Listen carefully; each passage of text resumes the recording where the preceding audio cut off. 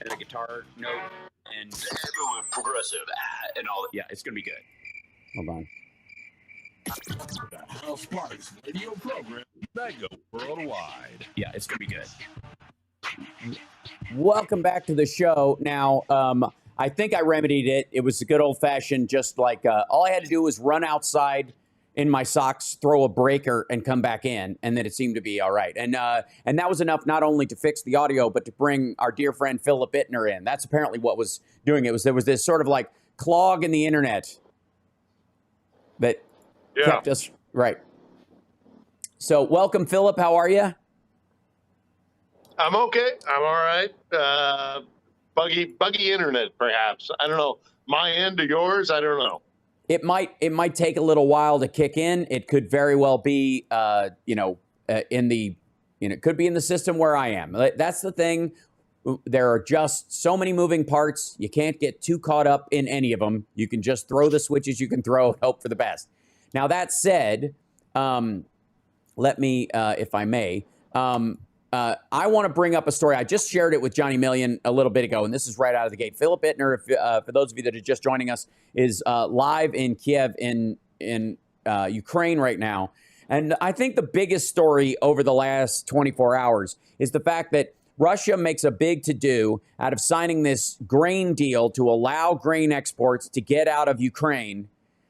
And finally, and kind of setting the world at ease a little bit, like in the middle of all this stuff, they're going to do something human and allow this grain to get out. And then they strike the port of Odessa. They fire on it with 4 missiles, 2 of which were shot down by anti-missile technology by the Ukrainians, 2 of which strike but miss their alleged target of the grain silos or the storage areas, and hit just some of the pumps and the for refueling the ships and other stuff, which would, by the way, cause a cascading explosion had they not, had they worked effectively.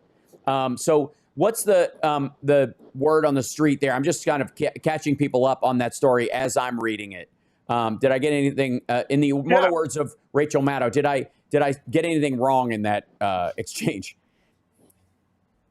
No, I mean they made an agreement to create a corridor for grain shipments to go out, and then they attacked Odessa in particular. So, they're not in breach of an agreement that they made, because the corridor itself ostensibly is free, but they can continue to attack Odessa, the port from which any shipment in that corridor would come. So I'm going to go with, in terms of treaties, a distinction without a difference. That we didn't shoot the corridor, we just hit your ships is not going to fly either. You know what I mean?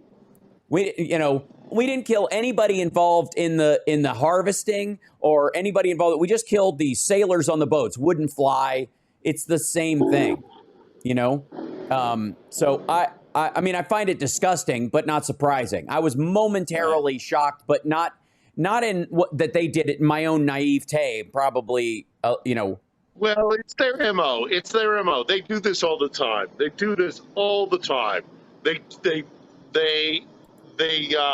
They set up conditions so that they can appear to be reasonable, and then they, shoot out for an objective that they really want, which is, again, and they've made it perfectly clear, they would like to see a food crisis, because it plays into their interests. Yeah. So they're very, very good at gaslighting. They're extremely good at gaslighting. Well, I mean, and that is, effectively, there's got to be a return on investment issue with that, though, right? There has to be a point where you can't go much further in that direction before the world says all bets are off. You could argue that is, we're if not close to it, that the initial attack, in February was the world waking up to that. And there's some elements of sort of normal leftover, like, all right, we got to have a peace deal. Maybe if they're willing to talk, even still, people are not as open to the idea of negotiating with the Russians the way they may have been over the last 8 years, say, because, I mean, you have to have a foot out the door with these guys. Well, I mean, it's what they do. It's what they do. They they want to they want to have geez, they want to have their cake and eat it too. Yeah, I guess is one way of putting it. But it's not as simple as that, because they do want to pretend that they care about international norms, international law, and be in breach of it when it's in their interest. Right. So, and they'll want to scream about the international community, in particular the United States, when it is in breach of international law, but they don't want to adhere to it themselves either. So they are experts at gaslighting, and we thought when the fall of the Soviet Union happened, we thought that they would be willing participants in the international order for whatever, for better or worse, whatever that means. Well, you at least have to give them the chance. That, I think, there was a lot of dubious nature of it, but the idea is when you're acting in good faith, there's a lot you gotta do to prove it, especially when you've been hostile enemies. So we were willing to, in exchange for the elimination of mutual assured destruction as a primary, precursor to all diplomatic relationships with the USSR, that was the first element of it. Before you could even get to, well, can you guys produce food? Will we get it to the market? Blah, blah, blah. You had to deal with the fact that we were at guns at each other's heads for 40 years. So of course you're going to deal with that first, right? So the question, I have is that, have they outlived their usefulness at the same time that they have worked everyone's last nerve? Well, unfortunately, they're too big to ignore. So you can't. What you want to try and do is bring them to the table as a willing participant in the global order. But unless they're willing to play by certain rules, look. This is so complex and so difficult, because their argument has always been, respect us. We want to be a participant, but we want to have a seat at the table to decide what the rules are, so that we can manipulate those rules in our best interest. Right. Which arguably the United States does as well. But what needs to be agreed upon is that everybody has to come to a place where they're kind of like, I don't want to say we don't want to deals with worse people, right? Yeah, but it's like there are certain standards which you must uphold, because if you're playing Monopoly, if you decide to sit down around a table with a bunch of people who are going to play a game, everybody has to agree to the rules of the game. And even if upon occasion somebody can kind of throw their weight around and bend those rules to break the rules, you get to a point where nobody's going to play by. We're not playing a game. Right. Then what we're doing is it's just sheer force. And their modus operandi, their fallback position is force is justifiable in and of itself. They understand the pretext of having rules, but if they don't want to, if ultimately their interests contradict those rules, they are perfectly willing to openly break the rules. Right. And this is where the dangerous stuff about international law and their argument about what we do on the global stage becomes this very tricky thing of like, well, do you really believe in the rules, or do you only believe in the rules when they're advantageous to you, and Right. I and would again, argue. Go ahead. Sorry. Yeah. Well, Finish I would the say thought. I would argue that as much as the West and the Anglo-Saxon power structure, the hegemony that exists on the global stage, can be used to the advantage of America or the Western powers, then ultimately you don't want to break the rules because when it comes right down to it, you do want to have a system. Well, you And also Russia doesn't understand that. it comes down to also the essence of the system itself, because the participants in the system know that if you are talking about the kind of rules-based system that we're discussing, and you're talking about the like the nature of just international capitalism, not globalism, not kind of like this threaded supply chains exploitative version of it, but the idea that you guys do something well, we do something well. I'll give you what I do well, and you give me what you do well. That kind of trade, which has existed amongst peaceful countries for a long time and has been the primary thing that's kept them from warring when they've stayed stable for lengths of time. It's usually that kind of a trade-off. Maintaining that kind of relationship requires an arm's length. Even if you go, we're going to enforce the rules, intellectual property rules, we're going to have trade tariffs if you violate those things, those kind of level of control technically, that keep the system afloat, is wholly different than the existence of Kaliningrad and the seizure of areas in Georgia, Chechnya, and the East and the Donbass region. This is not the same system. The Russian system is largely based on, look, we're not going to have anything worth trading once we run out of this stuff that's under our feet. And so at some point, we're just going to have to take what we want from what you got. And what we can do in that time is establish a military, take over places, and weaponize whatever resources you have for that kind of trade going forward, because it's not going to come from innovation. I mean, there was a joke this week where, Putin finally admitted, and I'm sure you saw this, that they were having trouble with their technological sector because of the sanctions, which, their technological sector. Ultimately, when it comes right down, when push comes to shove, what Russia ultimately says, and it's got what this conflict I think has exhibited, is that when push comes to shove, what Russia is really about, and they openly now say it, is that if I'm a bigger power, I have right to exert my influence over X, Y, or Z, because by right of I'm a bigger power. Yes. And even at the worst of us, even when we are at the worst of our more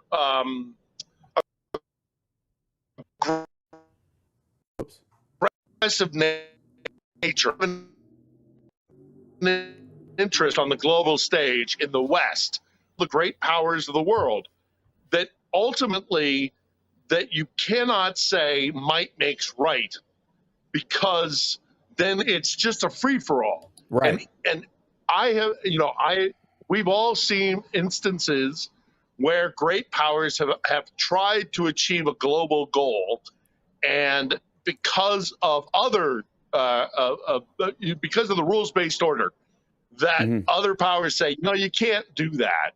And there's been negotiation as a consequence of that. And well, I would argue the best example of that is the ban on chemical weapons. The chemical weapons themselves are seen as being some sort of especially cruel in a circumstance or whatever. They're absolutely not, compared to having your body blown to pieces or bleeding out from shrapnel or any other thing. The difference is that there's less of a cost to the invading force if they can use chemical weapons, because the infrastructure is intact and all you're doing is killing the people. And there's a certain level where people recognize that, look, if you're going to invade someplace, that you have to be willing to build it yourself. Otherwise, what's to stop you from biologically just wiping out an entire race or an entire group of people? Because you can just take their stuff now. You just sweep up the corpses and take their things. It's not because dying of one of these things is somehow more peaceful or better, or it's better to have your house bombed than gassed. It's that you got to put more of a price tag on aggressive action, which includes if you blow this up, you got to rebuild it, and therefore maybe that shortens that fuse a little bit. And Russia effectively has weaponized that as well, which is we don't mind. We're just going to level everything. Well, and that's why I think this war in particular has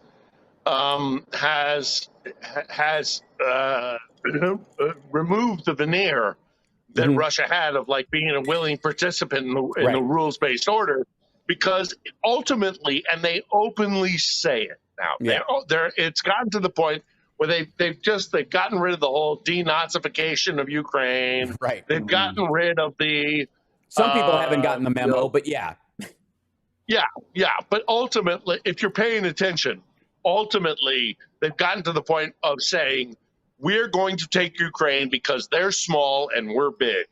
Mm-hmm. Well, he even said, this is there is I want to say that he said, this is from Tass, there's no middle way between being an independent country and a colony. That you are one or the other. You are either a superpower or you are, whether you like it or know it or not, you are a colony of the bigger groups. And it's just a matter of when, not if. That if, and now the argument is not. Sure, if you're Irish, which I'm sure if you're Irish, you love to hear. Yeah, right.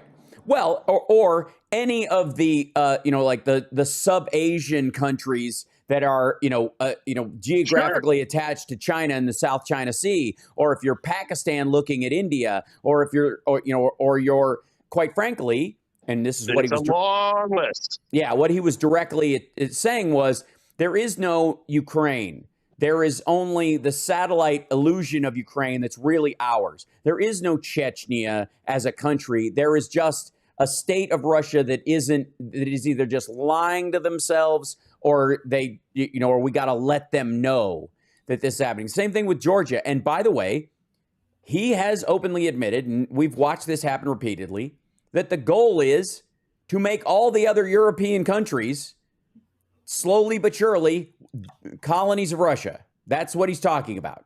First, of course, Latvia, Lithuania, of course, all the border ones, and Poland, and then, the rest of them, we will negotiate as if they have a gun to their head, like France and Germany, and he was talking to Germany with that argument. Germany is a colony of Russia as far as he's concerned because of their dependence on oil and gas. That's it. We got to take a break. We'll be back right after this. Okay. Hold 1 second. No, I would say hold it until after the break, because that's a tease. Sure.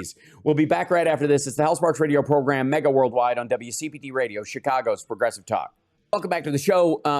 Still with us is Philip Itner, who is live in Kiev in Ukraine right now. And we talked about it a little bit during the break, but I teed this up as that, the question of whether or not Putin, at least, views Germany currently as a colony of Russia in terms of that conversation that he was saying. This is from Tass. He said this on June 9th, and this was part of his, I think he was speaking to that group of youth or whatever that was. Like, he's only really given 3 or 4 speeches during that time. They're really doing a big push about him being healthy and out and about, because he had to go down to Iran. We'll talk about that trip in a second too. But the idea that, does he basically say that if your energy needs rely on Russia, you're basically a colony? Well, it's a zero-sum equation. Right. And that is the problem, is that Russia sees power as a zero-sum equation. Right. Somebody is on top, somebody's on the bottom. Yeah. Which means ultimately that even a power like Germany or France or Great Britain or, take your pick. Yep. If there's a dominant power, which is why when they talk about NATO, for example, they do not see NATO as a partnership, an alliance. They see it as a way for America to exert its influence over lesser powers, and that ultimately NATO is just the U.S. Right. That really is what they think. And if France has a problem with America, ultimately because America is the greater power, that they will make France heel to American power. They literally 100% believe that either somebody gives the orders and somebody receives the orders. Right. That's it. That's all there is to it. And for a very long period of time, I actually said, well, you know what? As much as we like to pretend otherwise, that ultimately, there is dominance, and then there is somebody who is calling the shots and somebody who is receiving those orders. But the world doesn't work like that. No. It is far more nuanced. Yes. And the Russians don't get nuance. They really don't. Well, I would respectfully say that they can't afford to, and I'll explain it this way.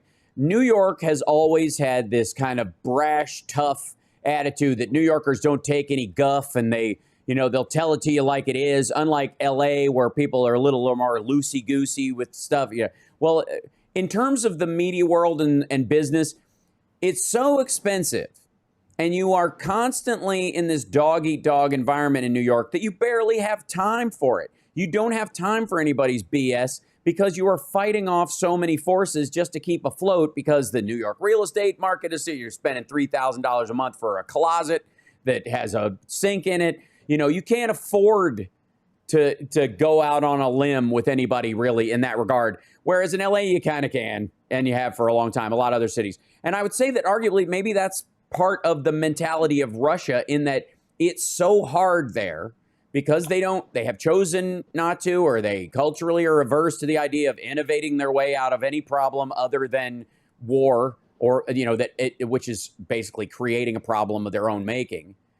That they have just blown that part of life off, and they're effectively like New Yorkers of the worst order. It is dog eat dog. It is Darwinism as a constitutional order, and therefore that's the lens they seem to see the world through. Yeah, 100%, 100%. They and that's why, again, there is something to that worldview of like, let's just chuck all the ideals of negotiation or win-win, right, or you get this, I get that, and we call it a day, and we both walk away, and somebody goes home with what they want, and the other person goes home with what they want. There's a negotiation, and there's a place where you can kind of walk away from a negotiation having both achieved something. Yeah. But Russia's mentality is, no, you are either the winner or the loser. There is no middle ground. And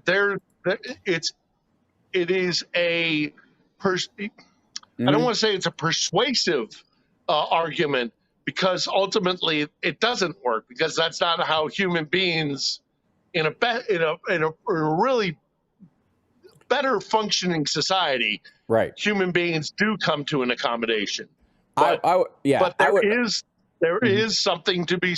I mean, I keep going back to my Lincoln quote of basically either we're going to try to negotiate with other human beings and come to an accommodation where you get a little something, I get a little something, and we strive for that, right, or we just chuck it all out the window and say might makes right, and I'm either the dominant and you're the submissive, right, or in a less connected world. I would argue that in a less connected world, you could get away with that for a lot longer.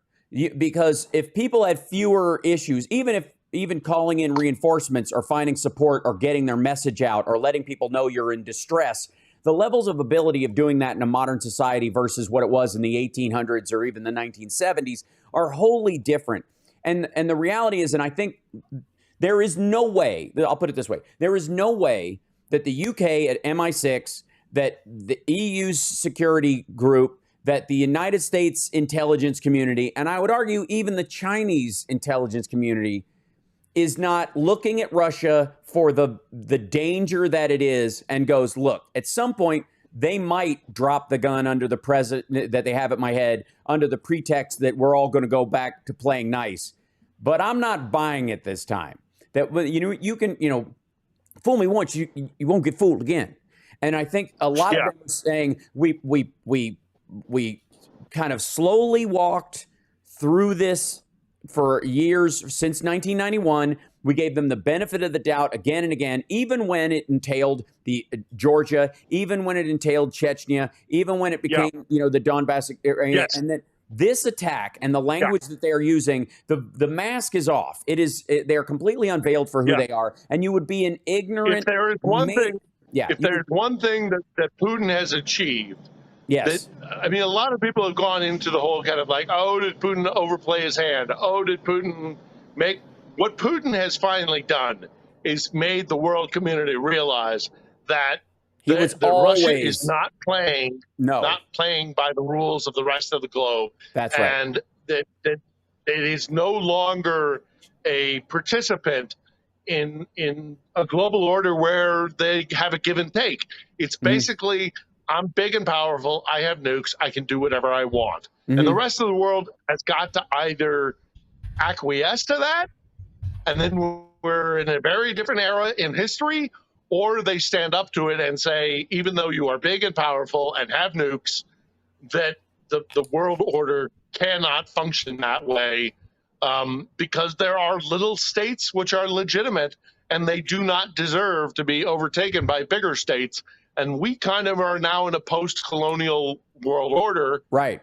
And either you play you swim in those waters, or I don't know if you can swim in our swimming pool. Well, yeah. Well, I think that's also one of the things is like the idea of like removing them from the SWIFT system, removing them from the international banking system is somehow that like everybody has the right to be involved in a system that other people put up and maintain that's healthy and that's functioning and that that serves the purpose that it's initially created there. You don't get to come back. Like, we know banks are available everywhere and people can use banks and you have the right to, you can open an account and nothing can stop you unless you're, a criminal. But the bank robbers can't go, wait, the store, the front of this thing says anybody can open an account.